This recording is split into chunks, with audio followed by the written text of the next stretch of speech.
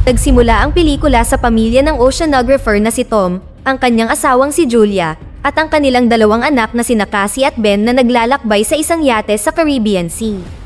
Habang abala ang mag-ama sa pangingisda at si Cassie naman ay abala sa kanyang gadget, si Julia naman ay naligo. Bigla siyang nakaramdam ng kakaiba, tumingin siya sa paligid, ngunit tahimik pa rin ang dagat. Gayunpaman, nagsimula siyang makaramdam ng pagkabalisa, na parang may umiikot na malaki at mapanganib. Sa oras na ito, ang aparato sa yate ay nagsimulang kumilos ng kakaiba, ngunit si Tom, na abala sa pangingisda, ay hindi binigyang pansin ang mga ito. Samantala, mas lumala ang pakiramdam ng babae, at sa kalaunan, nagsimula siyang malunod. Sumisigaw siya, ngunit hindi siya naririnig ng pamilya. Ang tubig ay tila nagsimulang gumalaw at dinala si Julia palayo sa yate. Nang maging kritikal ang sitwasyon, sa wakas ay narinig ni Tom ang kanyang boses. Nagmamadali siyang pumunta sa manibela, at ang yate ay naglayag patungo sa lumalayong babae. Tumalon si Tom sa tubig, at sa tulong ng mga bata, hinila nila siya sa sasakyan at tinulungan siyang kumalma. Galit ang asawa, dahil lagi niyang sinasabi sa kanila, na kapag lalangoy sila, dapat sabihin sa iba kung pupunta sa tubig. Humingi ng paumanhin ang asawa, at ang pangyayari ay nakalimutan. Bukod dito, may dahilan ng pamilya para magsaya. Ang kanilang anak na si Ben ay 13 taong gulang na ngayon. Nagsindi ng kandila si Tom sa isang cake at binati ng lahat si Ben at sinimulan niyang tanggapin ang mga regalo. Si Cassie ay kumuha ng larawan ng masayang pamilya. Sa sandaling ito, nakatanggap ng video call ang dalaga mula sa kanyang kasintahan. Tinanong siya nito tungkol sa paglalakbay nang magsimula ang biglaan at matinding bagyo sa likuran niya. Nag-aalala si Cassie, ngunit tiniyak ng kasintahan na ligtas siya. Pagkatapos nito, naputol ang koneksyon. Ipinaalam ng anak na babae sa kanyang mga magulang ang tungkol sa matinding bagyo sa lupa, at pagkatapos ay ang lahat ay nagsimulang makaramdam ng ilang uri ng pag-alog. Tumakbo sila palabas sa deck at nakakita ng malalaking balyena na lumulutang sa paligid ng yate. Ipinaliwanag ni Tom na kung minsan ang mga balyena ay lumilihis ng landas dahil sa bagyo, ngunit ang mga hayop na ito ay nagsimulang itulak ang yate at nagbabanta sa kaligtasan. Ang asawa ay tumalon sa tubig at hindi nagtagal ay bumalik na sugatan. Sinusubukang tingnan kung ano ang nangyayari, nasugatan niya ang sarili sa tornilyo. Tinahi ng misis ang hiwa sa balikat ng kanyang asawa at ipinaliwanag niya na tila, dahil sa paghampas ng buntot ng balyena, ang mga shaft ng yate ay bumaluktot at ngayon ay malamang na hindi sila makapaglayag. Nang maglaon, sinubukan ng dalaga na maghanap ng signal, ngunit walang network at ang walkie-talkie ay hindi rin nakakakuha ng anumang signal. Nagsimulang bilangin ni Tom ang mga reserba. Hindi na magkakaroon ng sapat na tubig sa 4 na araw, ngunit nasa ruta sila ng barko kaya may makakahanap sa kanila. Gayunpaman, maririnig ang mga nagbabantang tunog sa labas at nang lumabas ang mga tao sa deck, nakita nila ang mga nag-aapoy na bagay na bumabagsak mula sa langit. Papalapit ito ng papalapit, kaya hinarap ni Tom ang panganib at sinimulan ang makina. Nagawa niyang itaboy ang yate palayo sa isa pang bulalakaw, ngunit ang makina ay ganap na nasira at ang susunod na bagay ay nahulog ng napakalapit sa kanila kaya nakita nila na ang mga ito ay artipisyal na satellite ng Earth. Nagsimulang umihip ang malakas na hangin sa labas at nababaliw ang mga aparato. Dahil sa takot, ang pamilya ay nagtago sa loob ng yate na hinahampas ng alon. Ang mga tao ay nagsuot ng mga life jacket at naghahanda para sa pinakamasama nang may marinig silang kakaibang tunog na nagpaduwal sa mga tao at naging sanhi ng pagdurugo ng ilong. Sinubukan ni Tom na humingi ng tulong gamit ang flare, ngunit lahat ay walang kabuluhan. Halos hindi nakaligtas ang pamilya sa gabi, at sa umaga, natauhan sila, natutuwa na ang lahat ay buhay. Ngunit may malaking butas sa gilid ng yate, at hindi malinaw kung bakit nakalutang pa rin ang mga ito. Ang mga tao ay lumabas at naparalisa sa pagkagulat. Wala ng tubig sa paligid, at ang kanilang bangka ay nakatayo sa isang batong burol sa gitna ng mabatong disyerto na dating karagatan. Maya-maya, sinubukan ni Tom na hikayatin ang pamilya dahil imposible na ang lahat ng iba pang mga tao ay namatay. Ang lalaki ay nagsagawa ng pagsusuri at napagtanto na ang compass ay nagsisinungaling. Ang north ay hindi kung saan ito dapat. Nangangahulugan ito na ang pole ng Earth ay lumipat. Nangyari na ito minsan, ngunit napakatagal na nun. Lumalabas na ang dagat ay napunta sa kung nasaan ang lupain, at malamang, ang sangkatauhan ay namatay. Hindi makayanan ni Cassie ang gayong pagtuklas at tumakbo palayo sa cabin, at hiniling na maiwang mag-isa. Tumungo si Julia upang bilangin ang natitirang mga produkto at pinalipad ni Ben ang isang bungkos ng mga makukulay na lobo sa kalangitan sa pag-asa na ang mga nakaligtas ay tutulong sa kanila. Binuksan ni Tom ang kanyang walkie-talkie na nagpadala ng signal para sa tulong at bigla siyang nakarinig ng tugon. Ito ay ang kapitan ng isang maliit na bathyscaphe. Siya at ang kanyang kasamahan ay nasa ilalim ng karagatan nang mangyari ang sakuna at salamat dito ay nakaligtas sila.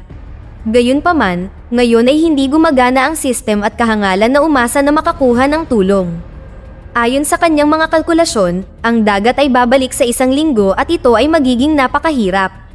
Kaya ipinapayo ng lalaki na humanap ng mataas na lugar at subukang manatili doon. Sinabihan ni Julia ang mga bata na mag-impake ng kanilang mga gamit. Direktang tinanong ni Tom ang kapitan kung kaya niyang iligtas ang kanilang mga anak, ngunit ipinaliwanag niya na ang bathyscaphe ay napakaliit. Sa isang aksidente, namatay ang kasamahan ng kapitan at 1 tao lang ang kanyang makukuha. Ngunit pagkatapos ng mga panghihikayat ni Tom, pumayag siyang kunin ang mga bata at ibinahagi ang kanyang coordinate. Tiningnan ni Tom ang daan sa mapa ng dagat at nangakong makakarating sa lugar sa loob ng ilang araw. Kinaumagahan, halos handa na ang pamilya para sa paglalakbay. Lumabas si Tom sa deck at biglang may nakitang lalaking may dalang aso na papalapit. Pinuntahan niya ito upang batiin siya nang mapansin niyang nasugatan ang lalaki. Binigyan ni Tom ang manlalakbay ng tubig at ininom ito ng lalaki, ngunit biglang hinampas si Tom sa mukha na nakita ni Julia. Nagmamadali siyang pumunta sa kanyang asawa habang ang manlalakbay ay pumulot ng sibat na tinusok niya sa dibdib ni Tom. Hindi hinahayaan ng aso na makalapit si Julia, pero naparalisa pa rin siya sa takot. Nang mapagtantong hindi na matutulungan ang kanyang asawa, tumakbo siya patungo sa yate. Sinimulan siyang habulin ng lalaki at sinugatan pa siya sa braso. Gayunpaman, umakyat si Julia sa deck. Narinig ng mga bata ang kanyang sigaw at lumapit sa kanya. Magkasama nilang hinarang ang mga pintuan sa cabin. Pagkatapos ay itinago ni Julia sina Cassie at Ben sa isang locker. Binigyan ng anak na babae ng flare gun at sinabihan siyang bumaril lamang kung ito ang huling paraan.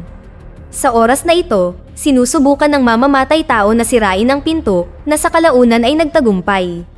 Ang babae ay nagtatago sa banyo at tinakpan ang kanyang sugat. Pagkapasok, pumunta muna ng kusina at kumuha ng pagkain, halatang gutom na ito. Hawak ang isang lata sa kanyang kamay, sinimulan ng lalaki na maghanap sa yate habang ang babae ay armado ng kutsilyo. Pumasok siya sa cabin, ngunit tumalon si Julia sa ibaba, nagtatago sa ilalim ng yate. Ang killer ay tumingin sa butas, ngunit hindi niya ito nakita. Gayunpaman, sinugod ng aso ang babae, at kinailangan niya itong patayin. Narinig ng lalaki ang pag-ungol, lumabas, at nahanap ang bangkay ng aso. Sa oras na ito, umakyat si Julia sa yate sa pamamagitan ng porthole ng kabilang panig at diretsyong nahulog sa kanyang mga kamay. Binugbog siya nito, ibinagsak sa sopa, at sinunggaban siya sa lalamunan, balak siyang sakalin. Nakikita ng anak na babae ang lahat ng ito at napagtanto na ito ang huling paraan. Binuksan niya ang takip ng locker at binaril ang lalaki. Tumilapon siya sa tabi, ngunit ang yate ay nagliyab dahil sa flare. Inutusan ni Julia ang mga bata na tumakas habang siya ay pumuslit sa kusina. Sugatan lang pala ang killer at sinusubukan na naman itong umatake. Sinipa siya ni Julia, kinuha ang mga inihandang bag, at tumalon sa labas, kung saan natagpuan ni Ben ang bangkay ng kanyang ama. Tumakbo rin doon si Cassie at iniyakan ang bangkay. Hinalikan ni Julia ang kanyang namatay na asawa, ngunit nakita niyang tumalon ang mamamatay tao mula sa nasusunog na yate at dinala niya ang mga bata. Sumabog ang yate sa likuran nila. Ang pamilya ay tumakbo sa disyerto at sa lalong madaling panahon ay sumilong sa mga bato kung saan ang isang batis ay umaagos, ngunit ang tubig sa loob nito ay maalat at hindi maaaring inumin. Si Cassie ay nagbahagi ng kaunting supply ng tubig sa kanyang kapatid, ngunit tumanggi itong uminom. Nakonsensya ang bata dahil malamang dumating ang killer matapos makita ang kanyang mga lobo. Ipinahayag din ni Cassie ang kaisipang ito, ngunit inutusan ng ina ang kanyang anak na tumahimik at ipinagtanggol ang kanyang anak dahil wala itong masamang hangarin. Sinabihan niya ang mga bata na maghanda dahil malayo pa ang lalakbayin nila at muling nakita ang lalaki na desperadong sumusunod sa mga yapak nila.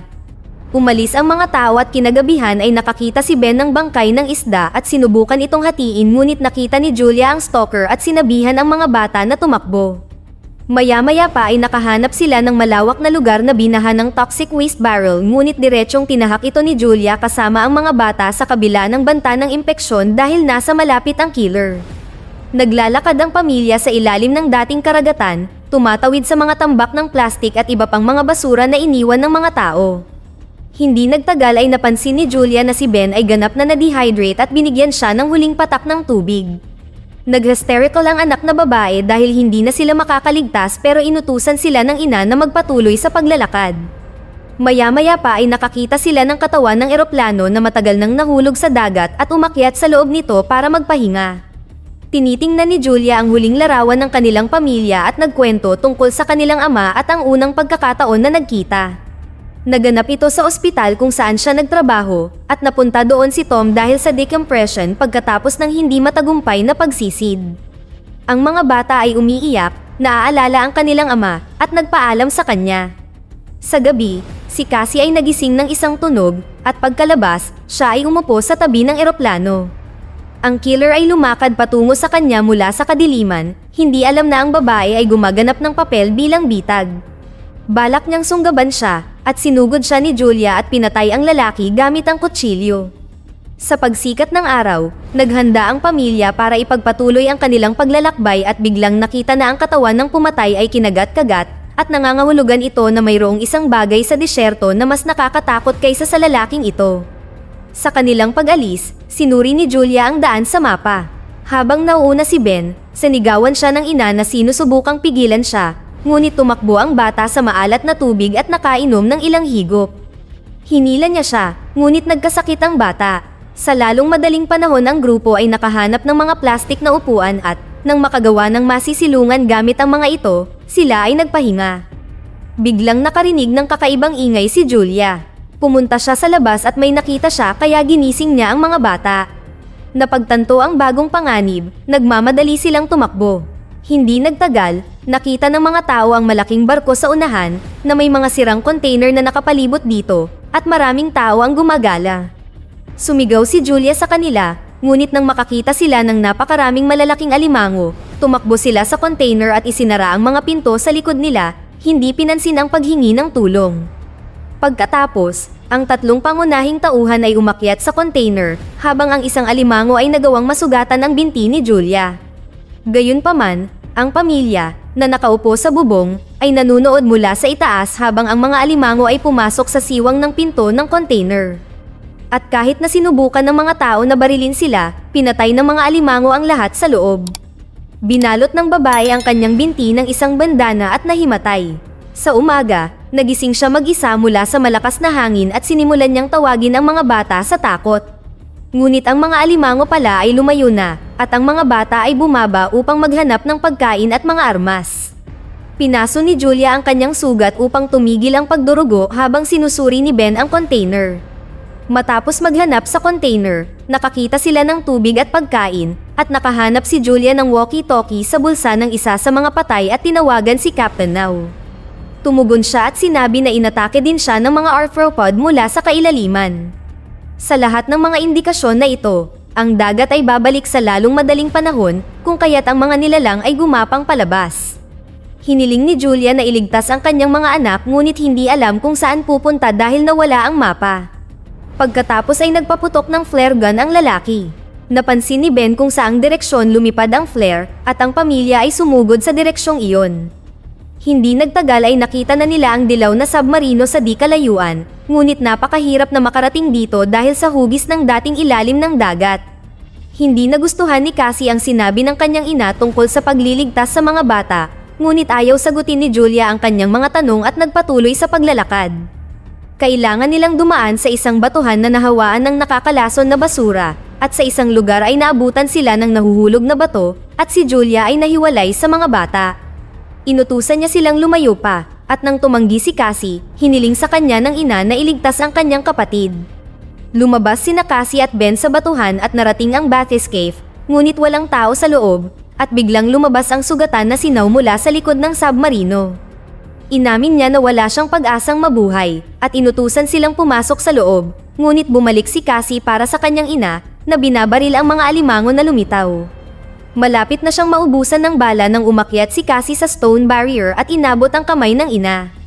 Nagawa nilang maabot ang Bathyscaphe at umakyat sa loob, habang si Now ay pinatay ng pangsipit ng mga dumarating na alimango.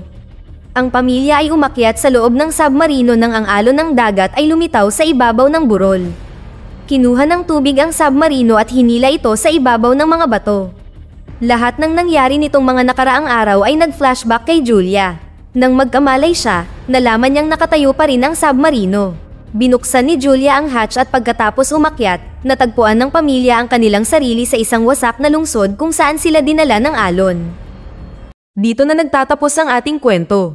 Sana ay nagustuhan nyo. Mag-subscribe na kung hindi ka pa nakasubscribe, pindutin na rin ang notification bell at like button upang matulungan ang channel, at mag-iwan na rin ng komento. Maraming salamat sa panonood.